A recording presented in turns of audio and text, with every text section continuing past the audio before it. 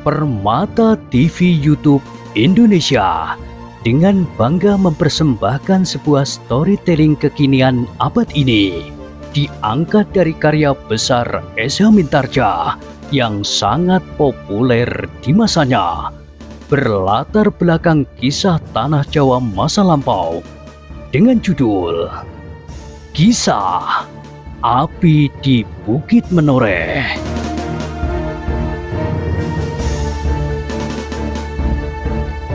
Pada kesempatan yang sangat baik ini, kita masuk pada episode yang ke-634. Selamat menikmati.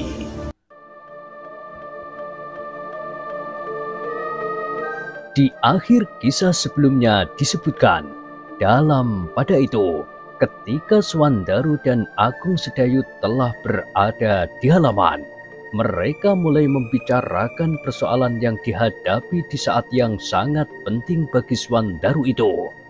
Namun sikap yang nampak pada Swandaru adalah sikap seorang anak muda yang darahnya masih mudah meluap. "Kenapa ayah nampaknya menjadi gentar?" desisnya. "Aku tidak akan takut menghadapi apapun juga.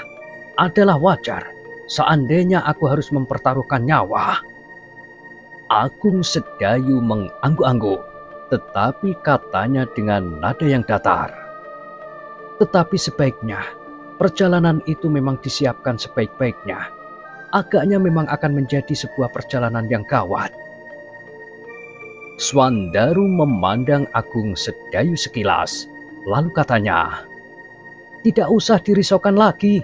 Jika kita selalu ragu-ragu, maka perkawinan itu akan tertunda untuk waktu yang tidak ditentukan, dan aku akan menjadi semakin tua karenanya."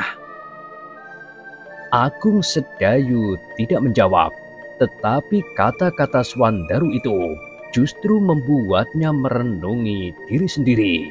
Sekali-sekali terngiang di telinganya kata-kata Swandaru itu, "Aku akan menjadi semakin tua." Agung Sedayu menarik nafas dalam-dalam.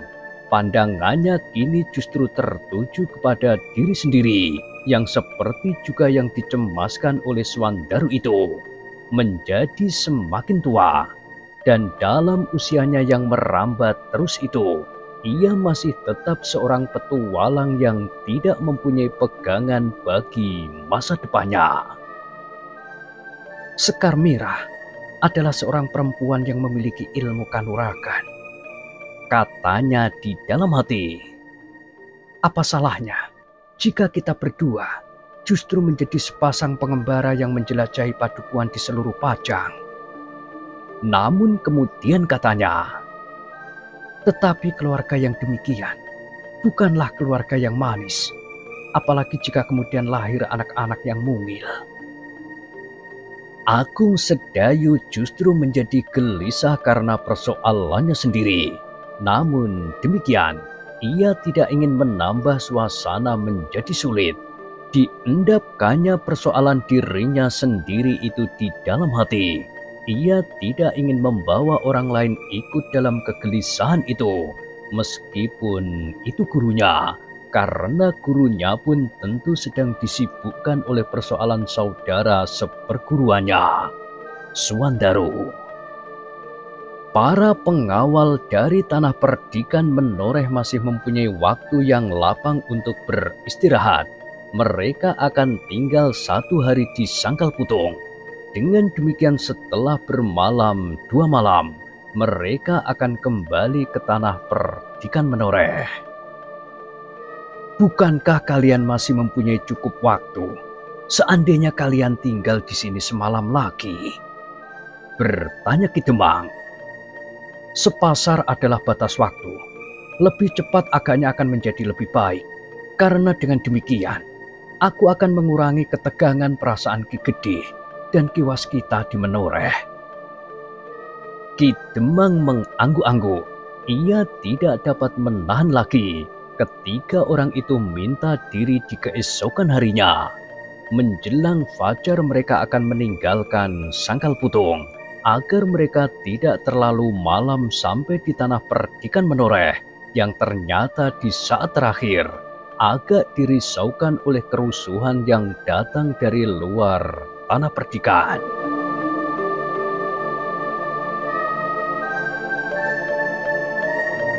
Demikianlah menjelang fajar di pagi hari berikutnya, para pengawal dari tanah perdikan menoreh itu pun benar-benar meninggalkan Sangkal Putung. Jika di perjalanan kembali mereka tidak mengalami gangguan apapun juga, maka tugas mereka dapat mereka selesaikan dengan baik. Sehingga dengan demikian telah mengurangi kemungkinan buruk bagi iring-iringan pengantin dari Sangkal Putung beberapa saat mendatang. Sepeninggal para pengawal dari tanah perdikan menoreh, maka Ki Demang Sangkal Putung, Kiai Gringsing dan Ki Sumangkar pun segera mengadakan pembicaraan khusus. Namun tidak ada yang dapat mereka sepakati selain memperkuat pengawalan. Memang hanya itu, berkata Kiai Gringsing. Tidak ada cara lain. Tetapi apa salahnya jika kita menyampaikan persoalan ini juga kepada Ki Lurah Beranjangan? Meskipun tidak semata-mata untuk minta bantuan pengawalan, selama kita berada di telatah Mataram, menjelang daerah penyeberangan di Kali Progo. Karena di sebelah penyeberangan itu, para pengawal menoreh sudah siap dalam baris pendem. Ki Demang mengangguk-angguk, memang menegangkan sekali, seolah-olah mereka sedang mempersiapkan sebuah perjalanan perang yang gawat, menyusup ke daerah musuh. Karena itulah, maka Ki Demang pun segera mulai membicarakan dengan para pemimpin Kademangan. Siapakah yang akan mereka bawa ke tanah perdikan menoreh dalam keadaan yang gawat itu?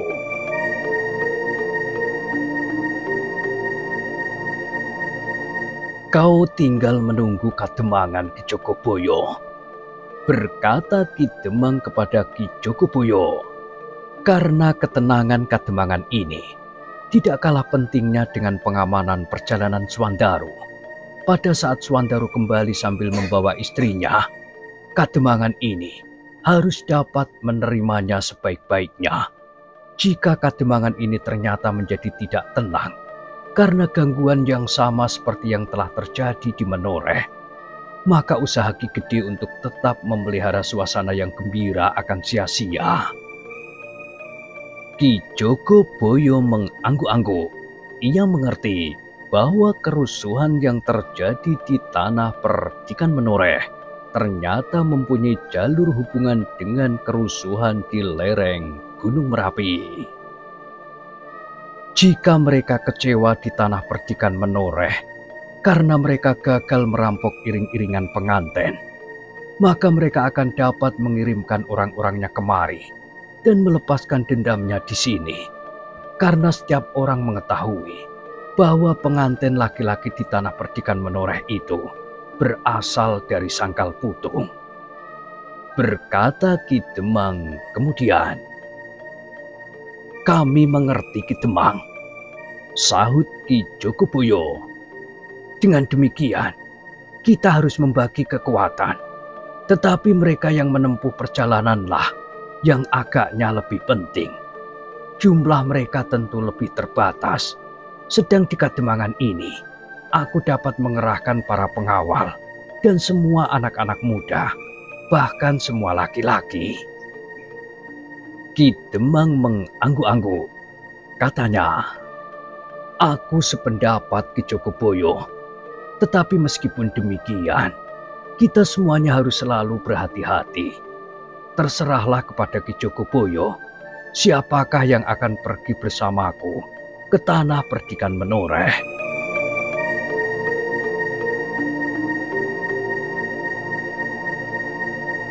Ki Jogoboyo mengangguk-angguk. Waktu yang pendek itu harus dipergunakan sebaik-baiknya. Karena itulah Maka Ki Jogoboyo bermaksud untuk menyiapkan sekelompok pengawal yang paling dapat dipercaya. Bahkan mereka masih memerlukan latihan-latihan khusus untuk mengatasi setiap kesulitan di perjalanan. Mereka harus mampu mempergunakan kuda sebaik-baiknya dan mereka harus mampu bertempur di atas punggung kuda.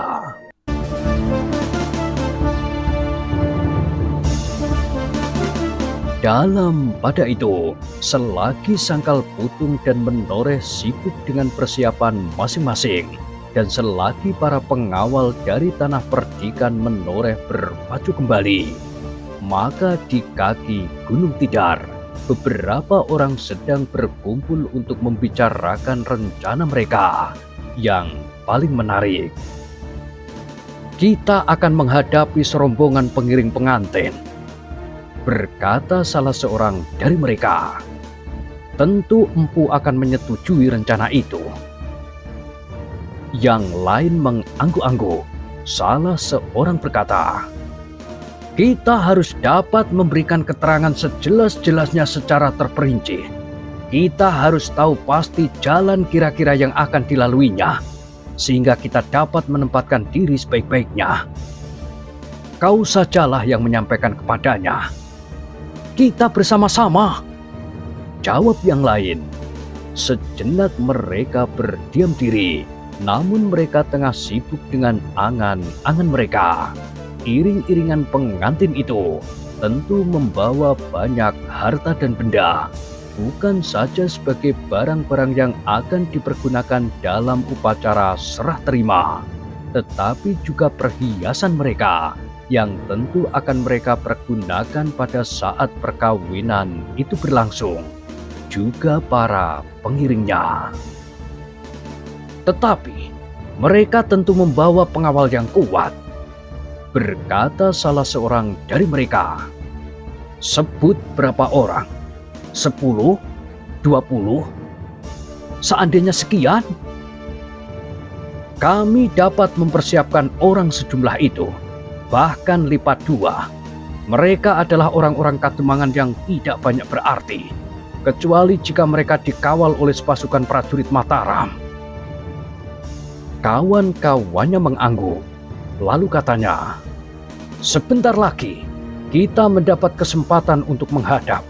Kita akan menyampaikannya setelah kesempatan ini tertunda 2 hari. Yang lain masih saja mengangguk-angguk. Namun rasa-rasanya mereka tidak sabar lagi menunggu kesempatan untuk menghadap Empu Pinangaring yang memerintahkan kepada mereka untuk datang ke Gunung Tidar justru saat yang ditentukan telah lewat.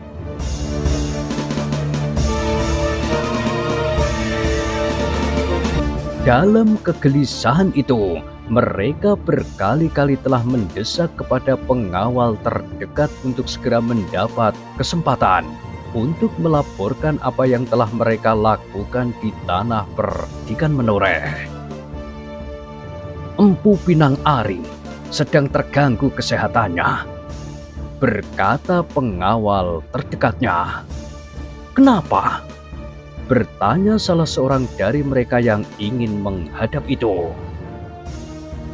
"Tentu aku tidak tahu kenapa Empu Pinangaring menjadi sakit. Bahkan Empu Pinangaring sendiri pun tidak tahu pula sebabnya. Mungkin kita dapat menduga bahwa Empu Pinangaring terlalu letih karena perjalanannya yang tergesa-gesa ke lembah Gunung Merapi.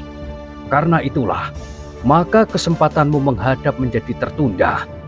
Tetapi itu pun tidak dapat kita anggap dugaan yang tepat, karena Empu Pinangaring tidak pernah mengenal lelah. 3 hari 3 malam ia bertempur tanpa berhenti sama sekali, tidak mempengaruhi kesehatannya, tanpa makan tanpa minum, apalagi sekedar perjalanan, betapapun tergesa-gesanya. Karena itu, mungkin pula ada sebab lain yang tidak kita mengerti. Apakah sekarang masih juga belum dapat menerima kami? Aku tidak tahu, tetapi hanya orang-orang terpenting sajalah yang dapat menemuinya. Laporanmu mungkin akan diterima bukan oleh Empu Pinangaring sendiri, mungkin Kakang Rimbak Woro, atau mungkin Kakang Panganti. Tetapi laporanmu akan diterima hari ini, siapapun yang akan mewakili Empu Pinangaring. Tetapi laporanku penting sekali. Katakan kepada siapapun yang akan berkewajiban menerimanya. Orang-orang yang sudah menunggu terlampau lama itu menjadi kecewa, tetapi sudah barang tentu mereka tidak akan memaksa seandainya Empu Pinangaring tidak dapat menerima mereka. Aneh, mereka masih saja menjadi heran. Mana mungkin Empu Pinangaring menjadi sakit? Aku tidak pernah mendengar sebelumnya. Dan aku tidak dapat membayangkan bahwa hal itu telah terjadi. Tetapi nampaknya Empu Pinangaring benar-benar telah menutup diri bagi mereka yang tidak termasuk orang-orang yang paling dipercaya. Seperti yang dikatakan oleh pengawal itu, maka ternyata beberapa orang yang telah pergi ke Menoreh itu pun telah dipanggil untuk memasuki sebuah rumah induk dari perkemahan mereka. Tetapi yang menerima mereka memang bukan Empu Pinangaring sendiri. Meskipun agaknya Empu Pinangaring juga berada di rumah itu. Seorang pengawal telah mendesak agar kalian dapat diterima hari ini, berkata seorang yang bertubuh kecil, berkulit kuning dengan kumis yang kecil menyilang di atas bibirnya itu. Ya Kakang Panganti, jawab salah seorang yang tertua dari mereka. Sudah terlalu lama kami menunggu. Apa salahnya? Kalian tidak akan mendapat tugas baru lagi untuk beberapa lama sampai saat terpenting itu tiba. Apa bekal kita sudah cukup? Empu Pinangaring tidak peduli lagi. Ada sesuatu yang lebih penting dari semuanya itu. Dan kini yang jauh lebih berharga itu telah ada di sini. Apakah yang jauh lebih berharga itu? Kelak kalian akan mengetahuinya. Sekarang jika kalian memang ingin segera menyampaikan pesan atau laporan tentang tugas-tugasmu, katakanlah. Pada saatnya aku akan menyampaikan kepada Empu Pinangaring. Apakah saat-saat ini sama sekali tidak ada kesempatan untuk menghadap Empu betapapun pentingnya? Tidak pada waktu dekat ini. Apakah sakitnya cukup parah? Panganti termangu-mangu sejenak. Lalu katanya, Empu sebenarnya tidak sakit, tetapi ia hanya sekedar ingin beristirahat tanpa diganggu oleh siapapun untuk kira-kira sepekan. Ada sesuatu yang sedang dipikirkannya, jauh lebih penting dari tugas kalian selama ini. Tetapi, ada bahan yang barangkali dapat dipertimbangkan. Katakanlah, tetapi jika hal itu hanyalah sekedar masalah pengumpulan dana, dan barangkali sumber-sumber yang kalian anggap baik, sebaiknya lupakan saja dalam saat-saat seperti ini. Orang-orang itu mengerutkan keningnya. Salah seorang dari mereka bertanya, "Kenapa?" Sudah aku katakan, masalahnya ada yang lebih penting daripada itu. Pertemuan di lembah antara Gunung Merapi dan Gunung Merbabu itu memerlukan perhatian sepenuhnya.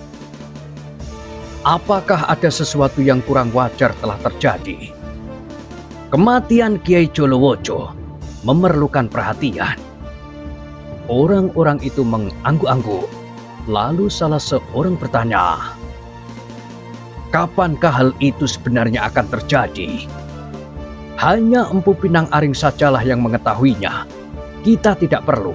Kapanpun hal itu terjadi sama saja akibatnya bagi kita. Bersiaga menghadapi setiap kemungkinan.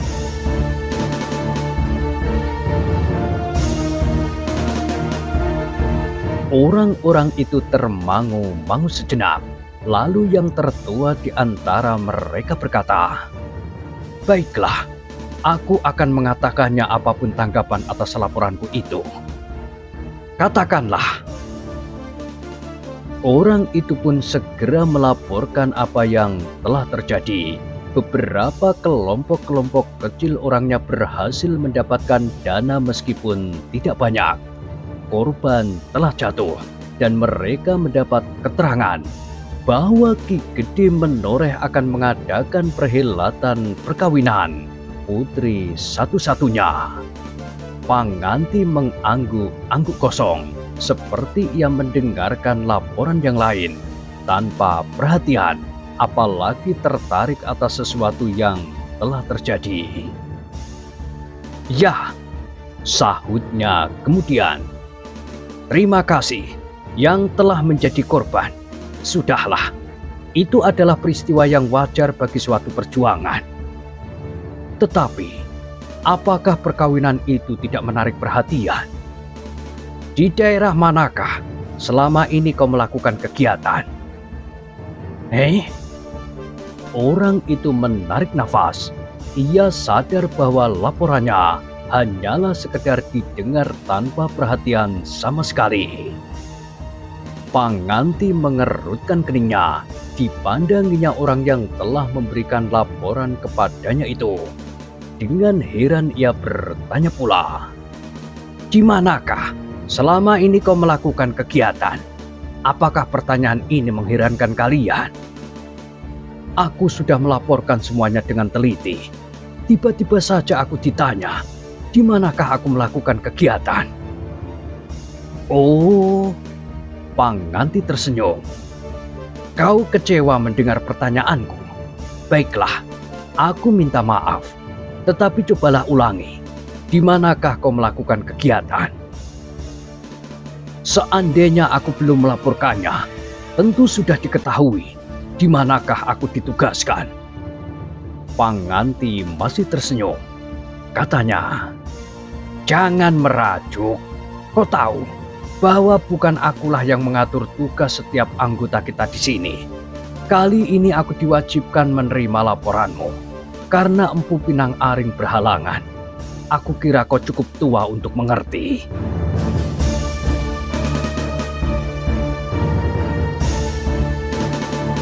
Orang itu menelan ludahnya. Ia tidak berani merajuk lagi. Karenanya ia tiba-tiba menjadi sadar dengan siapa ia berhadapan. Panganti adalah seorang yang mudah tersenyum dan tertawa. Sikapnya baik dan kadang-kadang lemah lembut. Kata-katanya sedap dan menyenangkan. Namun dengan sikap yang sama, dengan senyum dan tertawa, dengan lemah lembut dan kata-kata yang sedap dan menyenangkan, ia membunuh orang-orang yang tidak disukainya. Dengan seakan-akan bergurau saja, ia menukikkan keris ke jantung seseorang yang dikehendaki. Bahkan sambil menganggukkan kepalanya dalam-dalam, ia tiba-tiba saja menghantam wajah seseorang, sehingga giginya rontok dan bahkan kadang-kadang mematikan. Dengan tersenyum pula ia kemudian berkata, "Maaf, aku tidak sengaja membunuhnya." Orang tertua dari kelompok yang bertugas di Menoreh itu pun kemudian berkata, "Ki Panganti, kami bertugas di tanah perdikan Menoreh dan sekitarnya." "Oh, di daerah hantu itu," desis Ki Panganti. Orang itu mengerutkan keningnya. Di luar sadarnya ia bertanya, "Kenapa daerah hantu?" Ki Argopati adalah seorang yang teguh timbul. Orang yang jarang ada bandingannya di muka bumi ini. Ia berhenti sejenak. Lalu katanya, "Apakah yang kau maksudkan adalah perkawinan anak gadisnya itu?" "Iya, Pandanwangi akan kawin dengan Swandaru, anak seorang Demang dari telatah Sangkal Putung, Kademangan yang subur dan kaya raya." Panganti mengangguk-angguk. Katanya, "Memang menarik sekali. Tetapi apakah kau ingin mengusulkan agar kami membunuh diri di induk tanah perdikan di saat hari perkawinan itu?" Orang yang tertua dari kelompok yang bertugas di menoreh itu menggelengkan kepalanya. Tidak, bukan begitu. Aku sudah mendapat keterangan yang lebih jelas dari orang-orang menoreh. Di saat-saat kami menyamar dan berada di pasar, kami mendengar kapan pengantin laki-laki bakal tiba dari Sangkal Putung dan kapan akan kembali ke Sangkal Putung membawa pengantin perempuan. Memang ceritamu mulai menarik dan kau berhasil mengetahui hari dan waktunya. Kami mendengarnya dari orang-orang menoreh. Mereka tahu pasti kapan mereka harus merayakan hari-hari perkawinan itu. Pandanwangi adalah anak satu-satunya dari kepala tanah perdikan menoreh. Panganti mengangguk-angguk. Lalu katanya, kau membayangkan bahwa pengantin laki-laki itu pun tentu membawa perhiasan yang cukup banyak. Perhiasan pengantin laki-laki itu sendiri dan perhiasan para pengiringnya. Bahkan mungkin harta kekayaan bagi calon istrinya. Begitu? Iya. Dan kau membayangkan bahwa jika kami bergerak untuk mendapatkan dana dari mereka itu, kita akan melakukannya di luar telatah menoreh. Karena menoreh tentu sudah mempersiapkan diri karena peristiwa yang terjadi di ujung tanah perdikan dan bahkan di halaman belakang rumah kepala tanah perdikannya itu. Iya. Baiklah, keterangan ini akan aku sampaikan kepada Empu Pinang Aring. Mungkin dapat menarik perhatiannya, meskipun ia sama sekali tidak berminat lagi mencari sumber dana yang baru. Namun agaknya pengantin ini sangat menarik sekali. Meskipun kalian harus tahu bahwa Sangkal Putung adalah kademangan yang kuat. Tentu Sangkal Putung mempunyai pengawal-pengawal yang kuat pula. Barangkali Empu Pinang Aring telah mendapat bahan yang cukup selama ia berada di lembah Gunung Merapi. Menjelang pertemuan puncak antara beberapa pemimpin kelompok yang mendukung perjuangan atas tegaknya kembali kekuasaan Majapahit di Pulau Jawa.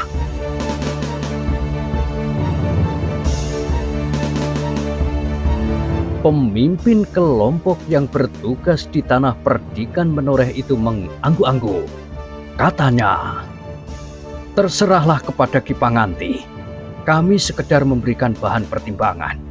Pengantin itu tentu akan melalui jalan yang paling baik menuju ke tanah perdikan menoreh. Dan jalan yang paling baik itu adalah jalan terbaru yang dibuka oleh Mataram.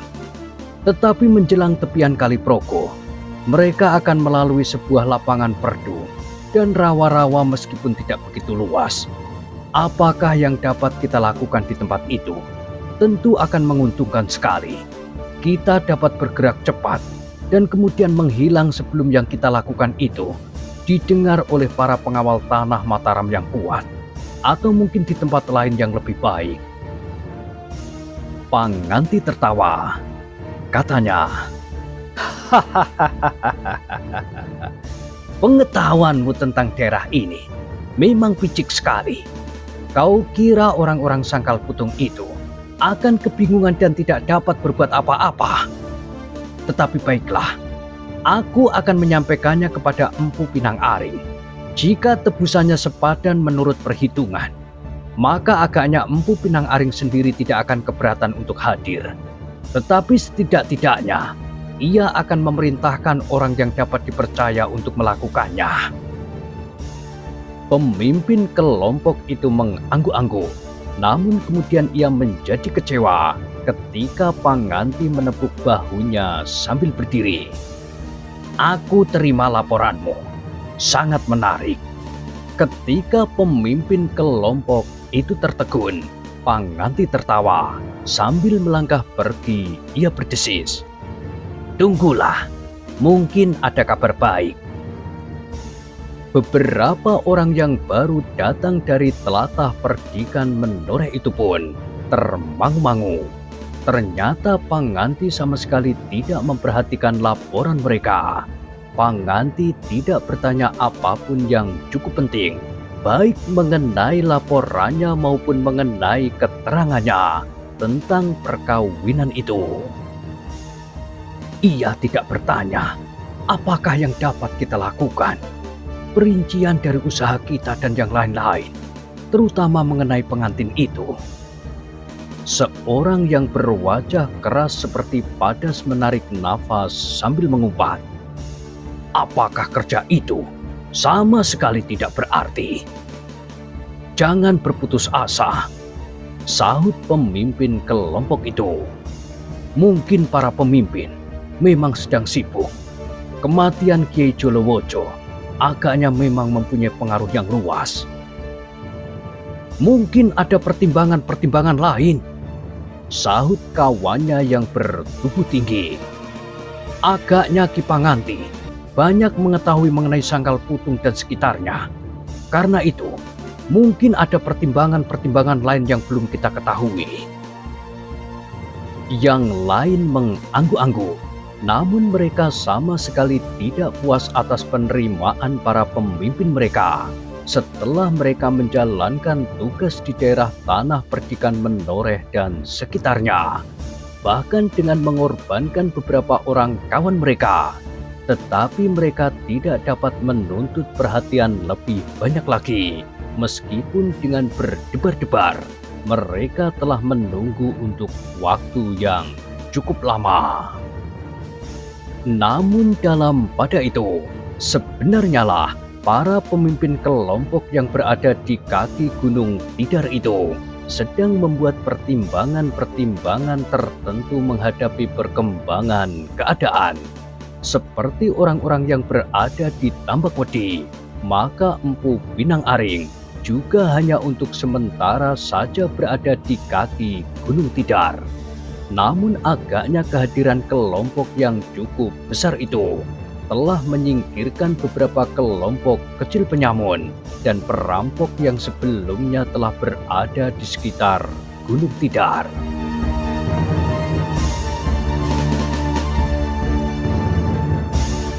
Ternyata bahwa kematian Kiai Jolowojo itu telah merubah keseimbangan kekuatan di dalam kelompok-kelompok yang merasa dirinya berkepentingan untuk memulihkan kembali kekuasaan Majapahit. Kelompok-kelompok yang dipimpin oleh orang-orang yang merasa dirinya keturunan langsung dari kekuasaan yang berhak untuk berkelanjutan. Agaknya hal itu telah mencekam para pemimpin kelompok yang sebelumnya memang sengaja berpencaran untuk mengaburkan jejak hilangnya atas pusaka-pusaka dari Mataram. Di kaki Gunung Tidar itulah Empu Pinang Aring sedang berbincang dengan mendalam mengenai kemungkinan yang sedang dihadapinya menjelang pertemuan di lembah antara Gunung Merbabu dan Gunung Merapi itu.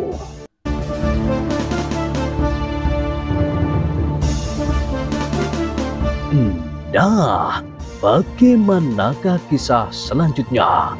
Silahkan ikuti terus kisah Api di Bukit Menoreh pada kesempatan berikutnya. Sampai jumpa.